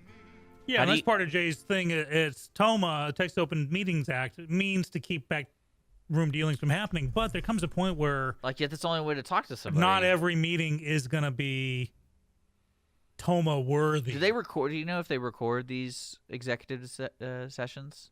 Honestly, I don't know. I don't think you should, because the whole point of executive session on boards that I've been on, you're off the record, so you can't discuss things that are, because if it's on the record, it's available for the public. Okay. And it falls under today's the minutes. political climate doesn't matter anymore. Well, no, because for instance, you can have your the chastisement or punishment of an employee. Or let's say it's a bid proposal and you have publicly traded companies bidding. If you give their names and send out to the public, that's insider trading. If I know that... Not in Russia. Well, yeah. So, Newsflash, Dick, we're not in Russia. We might as well be. Does anyone else miss the Cold War? At least we knew what was going on back then. Well, that's what I was saying. That's when being in a submarine was really fun. Oh, bet. Golly. That's what we were talking about, electronic voting, like with your phones and stuff. And I said, well, at least if if you're being hacked, you have like a trail of knowing what's actually happening instead of just kind of like the boogeyman kind of thing. Because today's world is ridiculous. I had to say, I had to laugh a little bit when the big talk right now is Russia's meddling in the election. And I'm like, you realize like Twitter and Facebook are meddling in the election. If you want to say anyone's meddling in the election, like they kind of control what people see. So how's that not meddling in an election? Is it not? Well, when we get back to it, my sense of it was when 3 companies and 13 individuals were named as the meddlers. So 13 hackers. Yeah. And I used to work for EV1. You remember Everyone's Internet? I worked there. There were like 30 of us geeks. We actually had a break room with free video games. So this is what we're talking about. But that's when one of the companies actually got counsel, and the counsel showed up and pled not guilty. Let's go to trial. And that, if you notice, at that point, that news was over. It's more of like your perspective of what is meddling, and when does it become meddling? When does it become just the daily life of working in that field? But if that makes sense. Here's the thing, meddling's not a crime. And technically, I know the word collusion is thrown around. It's not a crime. There's no charge of collusion. It just became the thing. Now, of course, it's come to mean something more. But with meddling, there's no... Because couldn't you argue like all those nonprofits are meddling? Well, yeah, you can have a super PAC on both sides. Right? Well, here... Oh, good. Here's what I'll say about like Facebook and Twitter and all that. Mm-hmm. I always encourage people, if you read something on there and you go, wow, this looks pretty earth-shattering, go research it a little bit and make sure it's true before you start hitting share and making snide comments. Like, don't search on Google. Because they're going to control what you see. Well, you can, you can use Google. If you know how to use Google, you can use Google, right? Yeah. You have to click on several of the things. You have to look at legitimate websites, and you have to read several things. Like if I read something on Facebook and it's a newsworthy story, so-and-so resigned, or so-and-so did X, Y, or Z, and somebody that people know, a household name. If I read that on Facebook, the first thing I do is go to all of the media sources. I go to NBC, CBS, Fox News. I look at all of them to see if they have a headline about that particular thing, because I know that if that newsworthy thing I'm reading on Facebook is truly newsworthy, all the major networks will have it. Yeah, mine is to hit a wire service right off the bat. I go old school journalism where it's 2 independently verifiable sources. And I think we were talking about this the other day. A wire service, AP, UPI, or Reuters, tend to that goes out to the NBCs and the MSNBCs and the Fox Newses of the world, and they take that and run with it. So they must, for the most part, be above contestation. That's right. And let me put it in perspective a little bit, in my opinion. I mean, let's take the stuff you can see on Facebook, and some of it's very nasty and negative. I think it's wonderful. Right? But how is that any different from a politician putting a mailer out during an election cycle that does the same thing? And right? we don't have a line drawn of like what is meddling and and especially people just take it as truth. That's what I'm saying. It's a word just thrown around. Oh, the Russians meddled. And it's like, how? It's not. And even if they did, even if they hired some people, some geeks to put out, boy, she smells funny, doesn't she? Well, the thing is that people don't, people tend to not research, right? They read something one time and they believe it, and then they just start spreading it around, right? And so, if people haven't realized this, and I'm sure anyone who pays attention to politics probably has, is that unfortunately in our day and age, and it didn't just start in the last couple of years, is politics is not about, quite honestly, the qualifications of candidates and what kind of background they have or what they stand for. Politics has turned into emotions.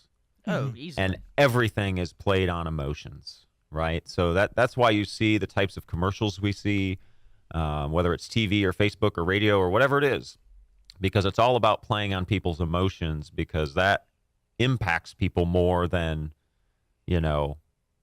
anything else. So that's why we see what we see, and unfortunately, people in the age of technology, they tend to just believe what they see and not research it to make sure it's true first. Yeah, I think it's a byproduct of kind of the instant gratification. Sure. I don't want to say generation, but I would also argue though, percentage of the people who vote aren't those people. Like a high percentage of people who actually take the time to go out and vote and that's aren't the people who read the headline from Facebook and share it and say the world's ending. What we talked about earlier, Michelle Obama, and I don't care if it was Nancy Reagan, who it was, but that a figure of power said, there's no prerequisites, just get out and vote. You don't have to know anything about, the quote was, you don't have to know nothing about nothing to vote. And I'm Mr. No, you do need to know who you're voting for or why you're voting for it.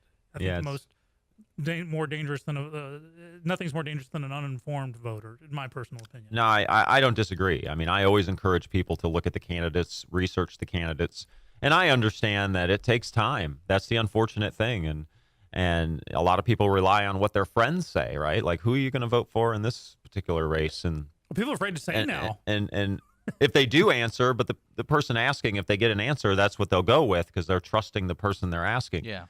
So we're kind of relying on that somebody will do research about something, because it is hard sometimes to find information.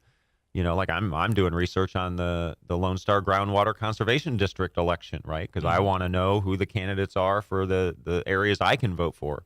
And I can tell you it can be difficult to find information on some of them because it's a brand new election. It's a brand new election. Not everybody's got a website or even a Facebook page. So how do you know? You got to find, and of course I always prefer to see people in person. Because you learn a lot more by seeing somebody in person than you do reading, Facebook, and that goes for mine too, right? I mean, I'd much rather people come talk to me in person. So, I know it's difficult, but informed voting is important. No, yeah, and we have a question. We have a user question about voting. Yeah, absolutely. Great. Yeah, this is great. So, listener Daniel or listener Bert, forget this Daniel stuff. We're calling you Bert. Bert, we know who you are. I think it was Daniel or Bert. Yeah, I don't know who that is. It's Bert. Bert, he's my man, Bert. He asked, he wants us to ask you if there should be an upper age voting limit because he encountered something recently. He had a woman come in to help her 76-year-old dad vote. She was turned away, so she must have been, I'm presuming, in her 50s. Okay. Thereabout. She was turned away because she had no legal authority to help him vote and no ID, and he couldn't even sign his name. Now, I know this is kind of a, well, what if somebody's deaf and blind? How can they know when the ambulance is coming? There comes a point where you just got to say for most normal people. I mean, you got to understand that you got to vote at one point, right? So say we're in a county that you can do mail-in voting, and I have a family. I have 6 adults that live in my house. Mm-hmm. Technically, I could take all those cards, forge them all, and mail them in, and no one would know the difference unless someone mm-hmm. claimed it or something like that. So yeah, there's always every situation has an opportunity. Look, there's always an argument by somebody about you can do this, that, or the other, right? You know, and we hear about election fraud and all this stuff all the time. The reality is, you know, to answer the question very directly, should there be an upper age limit for voting? No. I mean, we don't have an upper age limit on being an American. Mm-hmm. It's not like you reach the age of 85 and they go, well, you're done. I hope you enjoyed your time as a citizen. And there are those that may say, well, you can take away your license, but, you know, but driving is not a driving right. is not a constitutional right. Voting is. And, you know, everyone that's a citizen of this country has the right to vote. And quite frankly, it's your civic duty to vote. And I think it's the most powerful tool you have as a citizen of the United States. But there's not enough people to vote to really be upset about this. And, you know, I can tell you that, yeah, obviously we encourage people to go get registered to vote and vote so we can start actually electing officials with a majority of our population. It's pretty bad, isn't it? It's terrible. So that's like 10%, I think, is the Montgomery County average. Yeah. Well, in midterm elections, midterm general elections, the average voter turnout in Montgomery County is about 40%. But again, you know, that's the average over the last 3 midterms, by the way. Mm-hmm. But the reality is, in general, I mean, Texas is like almost dead last, certainly, and I think the bottom 3, if they're not dead last, of voter turnout percentages on a statewide level.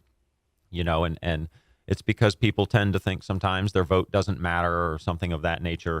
You know, we live in you know, I'll say a quote unquote red state.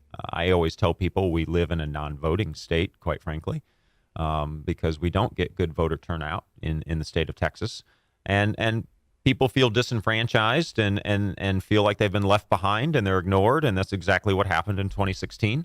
But people finally got fed up and they went to the polls and voted. And so, you know, we have to encourage people to get out there, and we have so many stories across the country in the last couple of years of your vote matters. We can look at Virginia, you know, the House of Delegates. I mean, one vote turned into a coin toss, right? And the Republican won with a coin toss. I mean, so we shouldn't be getting down to coin tosses in elections. Right. I like that though. We talked about, you know, solving issues with rock, paper, scissors. You know, I guess it only discriminates those who don't have any hands. But then you can just do it like on a machine. Well, and just to give one other quick example, if we look at Pennsylvania, when Connor Lamb ran in that congressional seat, he won by like 600 votes, 600 and a handful of votes. And the truth is, there's 600 voting precincts in his district. So it was 1 vote per precinct that gave him an election win. So again, this is just, your vote does matter. And the way you make your vote matter and what encourages people to come out is choices on a ballot, which is exactly what people have this year in Montgomery County. So I hope that encourages people to go, hey, I have choices now. There's not just one name on the ballot to vote for, because a lot of people go, why even go? There's only one name. They're going to win anyway. Well, now there's choices. I like that thing where we're talking about Washington State, where they have the number 1 through 10. The blanket primary. The blanket primary. I like that idea a lot. But then again, there's not like a blind voting thing where you're always going to see that R, always going to see that D, always going to see the I.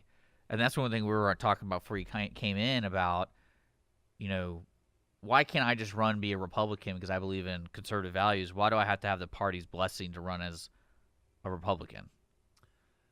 Well, first of all, I'll say you don't need the party's blessing. Well, I mean, like to get on a ballot. I mean, you don't. You don't need anyone's permission to get on a ballot. Declare yourself on that party. You fill out the paperwork and you declare yourself whatever party you're going to affiliate yourself with, and you go. I mean, the truth of the matter is, to get yourself on a ballot with a party is you fill out the paperwork and you pay some money and you're on the ballot. Well, I meant more the legality of it. Like, how, if I say I have unlimited resources, could I just go sign up and say, yeah, I'm a Republican? What do you mean? I don't understand what you're saying. Well, could I say that without anyone telling me what to do, and then when it comes down to November, I'm on the ballot and it says Republican, but now I'm not endorsed by the Republican Party? Because I remember we talked about, you said you can only have 1 per party, and then you can have a limited independence, right? Oh, sure. I mean, there could be. But that's how it's presented to the voter, is this guy's from Republican, this guy's from Democrat, right. And there's no way for me to be on as a Republican unless they tell me I can. Sure. Okay. I mean, you don't need anyone's permission, right? I mean, you know, it's nice to have their support, but you don't need it. You don't need anyone's permission to fill out a form to make yourself a candidate on a ballot, regardless of party. you don't need anyone's permission to do that. And I do remember Well, for the how much- 16 election, as a Republican, when Trump threw his hat in the ring, I was part of people going, wait a second, is this a Democrat with a Republican tie on? Because growing up in years gone by, Trump did not necessarily exhibit conservative or Republican traditional. Right. And so there was an actual movement going, wait, this is a he's a Well, that's Clinton what lackey. I mean. I wonder what the world will do if say you ran as independent, but you and all your marketing and everything, you're Republican. Like, I guess they could just sue you because the party could. Well, that's why I think if I can, kind of getting back to voting and voting what you know about, if those, in my opinion, who vote Republican, let's say straight ticket, even though it's not going to mean straight ticket anymore, but just, if you're a Republican, I'm voting for you, or if you're Democrat, I'm voting for you, without knowing that can happen. Sooner or later, you have to know the issues, where someone stands. Yes. Whether it's a nonpartisan race, bipartisan race, or whatever, to say, what are you, if I vote for you, what are you going to bring to the table? And if they start saying things that run contrary to the platform of which, under the banner he or she is, that's why I think it's really important to be an educated voter, to know what questions to ask and to listen to the answers. That's right. And I'll say this too. I mean, just because you choose a party to run for, whether it's Democrat or Republican or whatever it is, that doesn't mean that you necessarily agree with every single platform that the parties stand for. Right? That's just not how society works, right? I mean, because you have moderates on both sides and you have extremists on both sides and of the same party, and they don't necessarily agree with each other. Obviously, we see that in Montgomery County a lot. Infighting between parties. Wonderful. So I mean, the bottom line is that you have values that you believe in, and you align those with whichever party you're going to align yourself with, and that doesn't mean you have to agree 100% with every single thing, because most people don't. That's just not how human nature works. I think it's really cool. I like this. Cool. But we got to take a break. Okay. And Jay, you can stick around, right? I will. And I want to focus more on like the election you're running for, and also talk about. I know in the paper recently, the animal shelter has been kind of a thorn in the side. And other issues. Right. We have a listener wanting to know about what are the issues facing Commissioner's Court coming up. So Yeah, we'll- animal Sure. shelter, That's a great question. yeah, right? animal shelter. Whatever. Nothing else. It's 10:41, folks. We will be right back here on Mornings with Lone Star. Thanks for sticking around. Don't forget, you can write your questions for Jay on Facebook, all that good way. We'll be right back.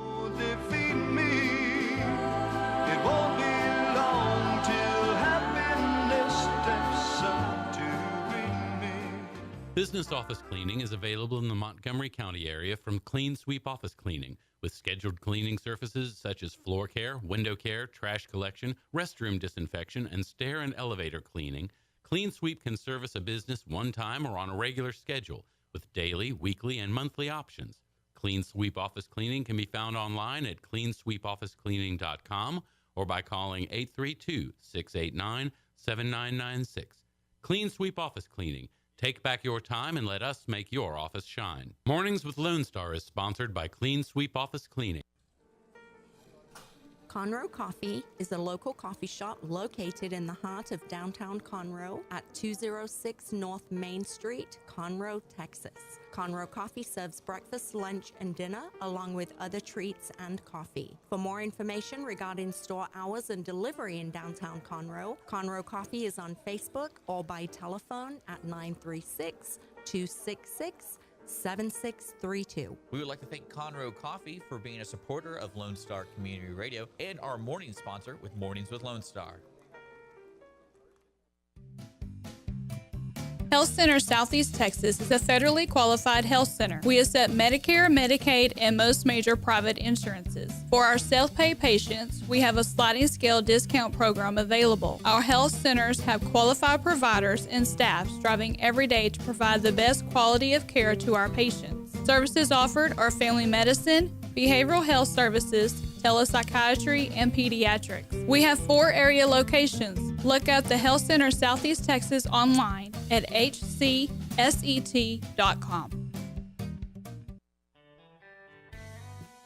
A Lone Star Community Radio is Montgomery County's radio station with talk, music, weather, and traffic for Montgomery County. Have a question or comment about one of our shows? Want to know how to reach a host? Just contact the station at irlonestar.com or call in and leave a message at 936-647-3776. Get involved with your community with Lone Star Community Radio.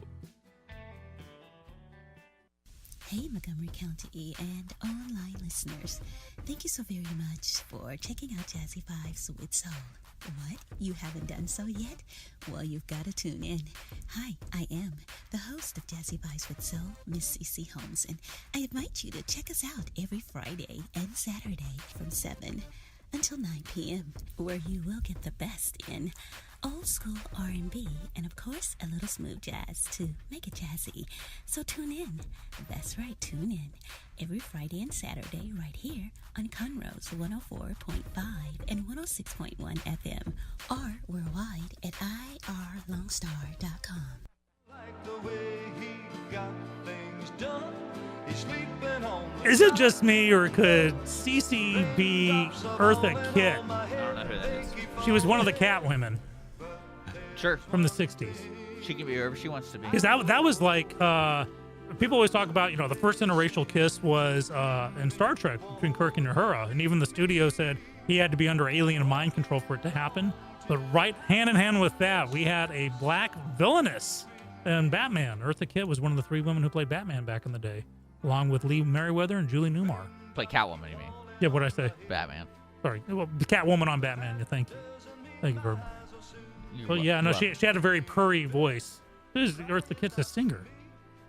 I don't know. Did you ever hear Santa Baby when when the radio stations start playing all the nonstop and you hear Santa Baby? That's her. That's Eartha Kitt. I'm just saying. Thank you. You're welcome. I feel like I've learned something today. Well, speaking of learning stuff, let's talk about issues facing the county court. We got listeners wanting to know, and I know Dick is just hot to trot about animal shelter. If you don't mind, let's give a little bit of background on it. So about 3 years ago, it was determined that the animal shelter was in trouble. There were a lot of issues, especially with those running it. Like the conditions of it. The right? conditions, the leadership of it, kind of the whole vision and mission of it. I know a little bit about this. So when you say leadership, you mean like he didn't show up to work? Or do you mean more like no one's truncated work hours, extended vacations. And then like no one's cleaning the area? Right, okay. and high death rate. Okay. It came to commissioner's court attention. A commissioner raised his hand and said, I'll oversee this. And I think it ended up just biting him on the hiney hard because that's where they couldn't get a leader. They hired someone and 2 weeks later, he got a better job elsewhere. And it was falling apart, became a huge election issue for commissioner's court, for a lot of local elections. Finally, it seemed to straighten out, and at least it was out of the news for a while, and things were looking good. But then a kind of a shock report in the Courier happened last week to where the director of the animal shelter and I believe his lieutenant, his number 2, there was an issue where some lady was rescuing or hoarding animals, however you want to phrase it. There were 80. They placed 7 of these 80 some odd animals and then killed the other 77, and where it could actually be in violation of the law. And so now it's back in the spotlight again, and a lot of people are, oh God, here we go again. Yeah. I'll stop at that point. Jay, pick it up. Yeah. So the animal shelter the animal shelter's been around a long time. Just to expand a little bit more, I mean, way back in the early 2000s, I mean, it's been around for a long time, right? But I mean, even back in the early 2000s, it was run by the constable that was in Precinct 3. It was the Precinct 3 constable that ran it at the time. And, ultimately they decided, and the county was in control of the animal shelter. And then in 2011, they decided to privatize the animal shelter.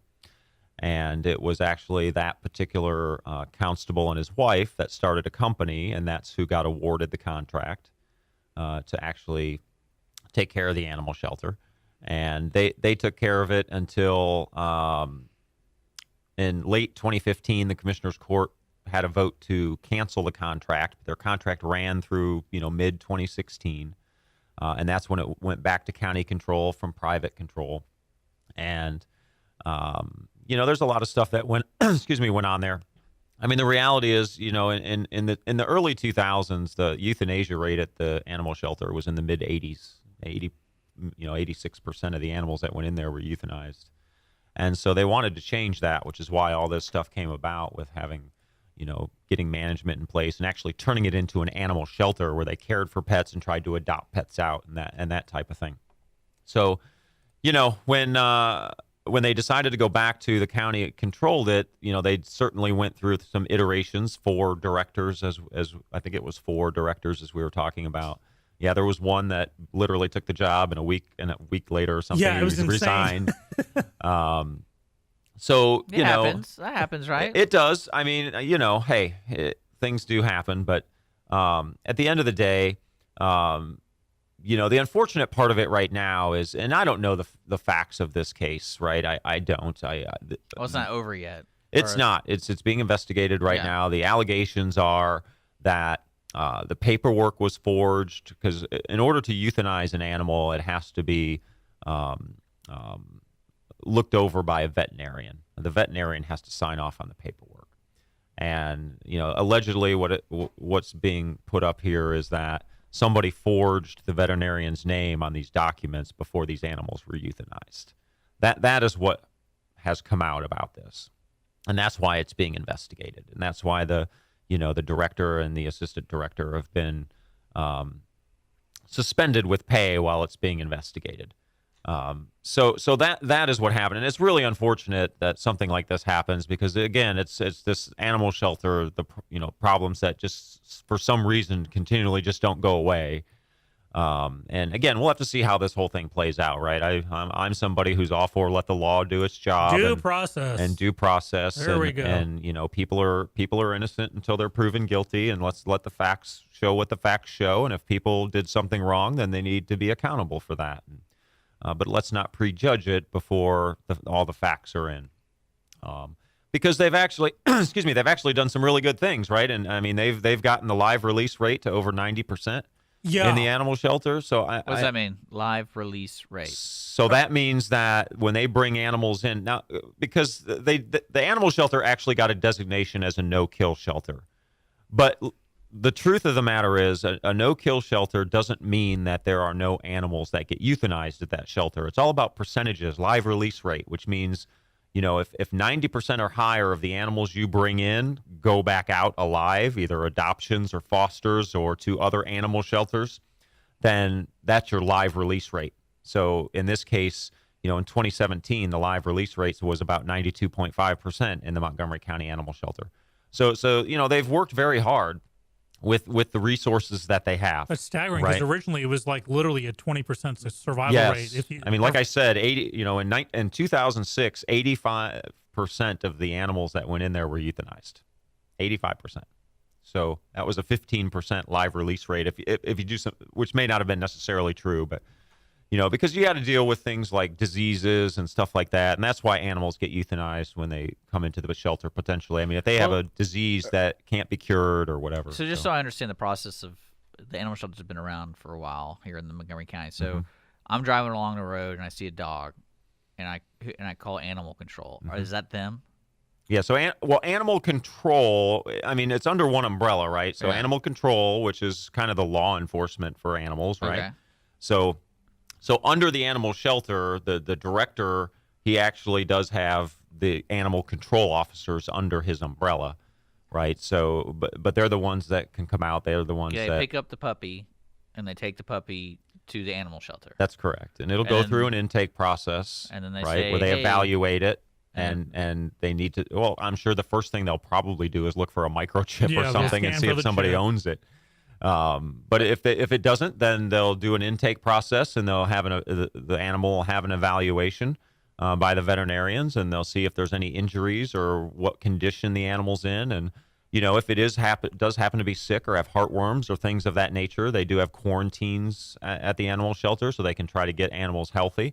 So just because necessarily an animal is sick doesn't necessarily mean it's going to be euthanized right away.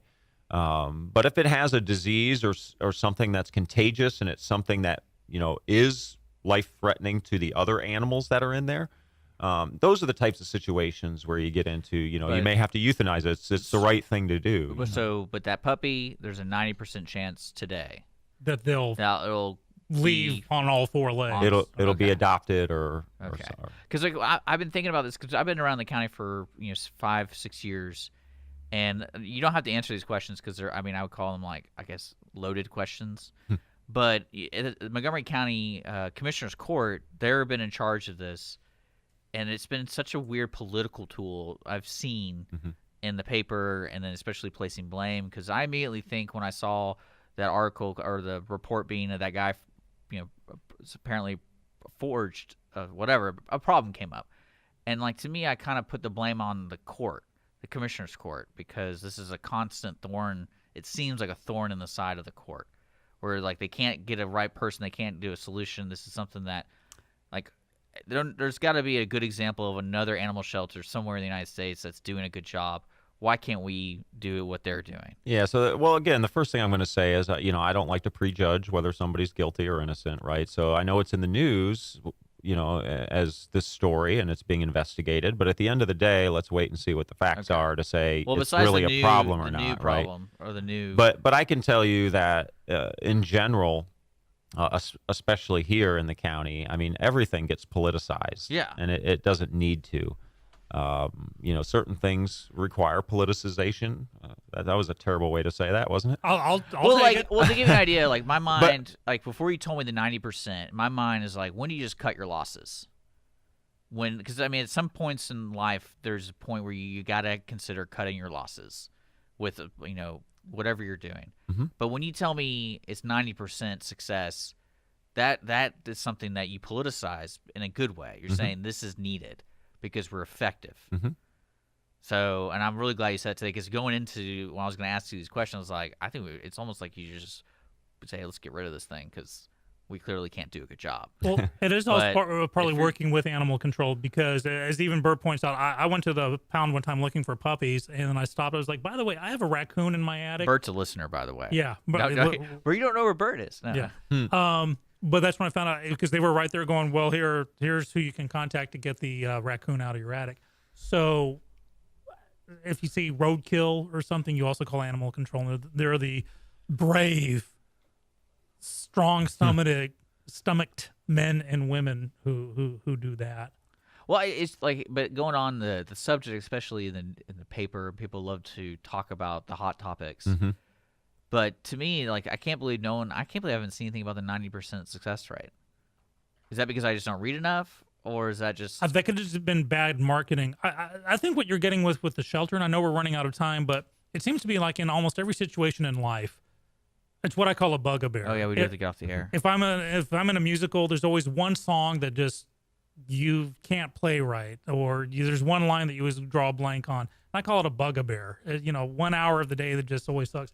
I think the shelter is the bugaboo right now for the county, and hopefully this will turn around. I agree with Jay wholeheartedly, seeing what happens as a result of this investigation, because it went from a 20% to a 90% survival rate. How can we keep that going?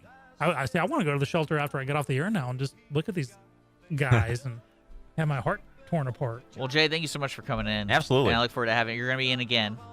So, folks, if you want to have more questions, just reach out to us. We'll start making a list. And I'd like to get that last question again the next time we come back, because I know the animal shelter is important, but we have other things that are the issues in the county that we need to focus on in the broader spectrum of things. What are the issues facing Commissioner's Court right now? Well, there you go. That's the do your homework, people. That's the tease, and then we'll ask Jay that question starting when he gets in here. So register to vote. Go to Kroger's, go to the post office, get your voter registration out of the way. Election Central. And you can find more information on Jay at jaystittleburg.com. And that's STITTLEBURG.com. Thanks for tuning in to Lone Star Community Radio, Mornings of Lone Star. We will be back tomorrow. Did you know we're going to be here tomorrow? I do now. Yeah? You didn't know we were going to be here tomorrow? I knew we were going to be here tomorrow. Who are our guests tomorrow? I can't. It's Lindsay Ann Anderson Lehman. I know that's a great name. She's with Tailored Teacher LLC. So Tailored Teacher LLC. So she'll be in the studio tomorrow around 9:45, so look forward to that. Thank you for tuning in, folks. Don't forget, we podcast every episode on iTunes, Google Play, and we also put it on YouTube. We have a YouTube channel, Warren's Lone Star. Today's show is brought to you by Clean Sweep Office Cleaning, Conroe Coffee, and Jay Stittleburg for County Judge. Thanks for tuning in. We'll see you tomorrow. 'Cause I'm never gonna stop the rain by complaining, because I'm free.